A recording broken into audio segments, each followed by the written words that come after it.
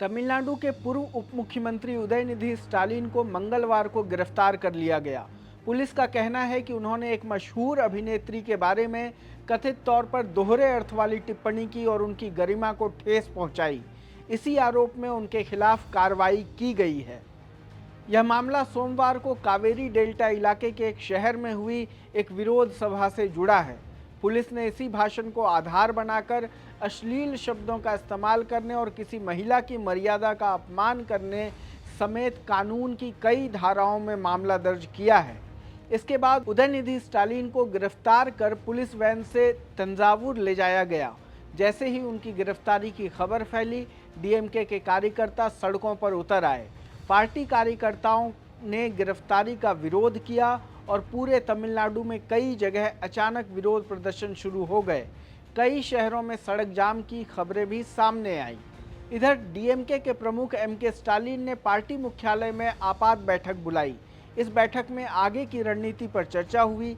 खास बात यह है कि तमिलनाडु विधानसभा का सत्र 5 अगस्त से शुरू होने वाला है। पार्टी सूत्रों के मुताबिक उदयनिधि स्टालिन की अग्रिम जमानत के लिए मद्रास हाईकोर्ट का दरवाजा खटखटाया गया है। डीएमके के वरिष्ठ नेता के.एन. नेहरू का कहना है कि उदयनिधि के इस बयान को तोड़ मड़ोड़ कर पेश किया गया है। तंजावुर पुलिस ने उदयनिधि स्टालिन को चेन्नई के नीलांगराई स्थित उनके घर से हिरासत में लिया। उस समय घर के बाहर मौजूद पत्रकारों से उन्होंने कहा कि अदालत तय करेगी।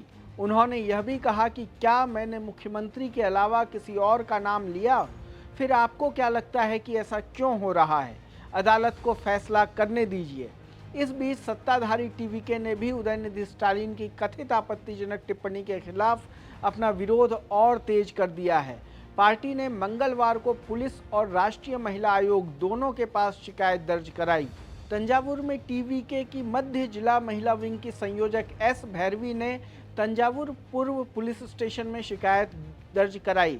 शिकायत में कहा गया है कि 3 अगस्त को कावेरी मुद्दे पर विपक्ष के नेता के भाषण के दौरान जब भीड़ त्रिशा त्रिशा के नारे लगा रही थी, तब उदयनिधि स्टालिन ने एक अश्लील और दोहरे अर्थ वाली टिप्पणी की। शिकायतकर्ता ने यह भी आरोप लगाया कि उदयनिधि स्टालिन और डीएमके आईटी शाखा के पदाधिकारियों ने जानबूझकर महिलाओं का अपमान किया। शिकायत में कहा गया है कि अभिनेत्री और आम महिलाओं को मानसिक पीड़ा पहुंचाने और सार्वजनिक अशांति फैलाने के इरादे से घटना का 2 मिनट 39 सेकंड का video social media platform x पर जानबूझकर फैलाया गया। इधर टीवीके के राष्ट्रीय प्रवक्ता पी सिल्वा कुमार ने दिल्ली में राष्ट्रीय महिला आयोग के पास भी औपचारिक शिकायत दर्ज कराई है। सत्ताधारी पार्टी ने राष्ट्रीय महिला आयोग से मांग की है कि उदयनिधि स्टालिन को नोटिस भेजा जाए, उनसे स्पष्टीकरण मांगा जाए और बिना शर्त सार्वजनिक माफ़ी मांगने को कहा जाए। इस विवाद पर दूसरे दलों के नेताओं ने भी प्रतिक्रिया दी है। उनका कहना है कि इस पूरे विवाद की वजह से कावेरी जल विवाद जैसा अहम मुद्दा पीछे छूट गया है। कांग्रेस सांसद कार्ति चिदंबरम ने कहा कि इस तरह के बयानों से असली मुद्दे से ध्यान भटक जाता है। उन्होंने कहा कि इस तरह की टिप्पणियों से असल मुद्दे यानी कावेरी जल विवाद से ध्यान हट जाता है। राजनीति में मजाक भी मर्यादित होना चाहिए। एआईडीएमके के प्रवक्ता कल्याणा सुंदरम ने भी आरोप लगाया कि इस विवाद का इस्तेमाल कावेरी विवाद से ध्यान हटाने के लिए किया जा रहा है। उन्होंने कहा कि बैठक का मकसद कावेरी का मुद्दा था। आज सत्ताधारी पार्टी और टीवीके ने उदयनिधि के भाषण के खिलाफ प्रदर्शन की घोषणा की है, लेकिन मेरा सवाल यह है कि उन्होंने कावेरी मुद्दे पर किसी विरोध प्रदर्शन की घोषणा क्यों नहीं की? वे बस असल मुद्दे से ध्यान भटकाना चाहते हैं।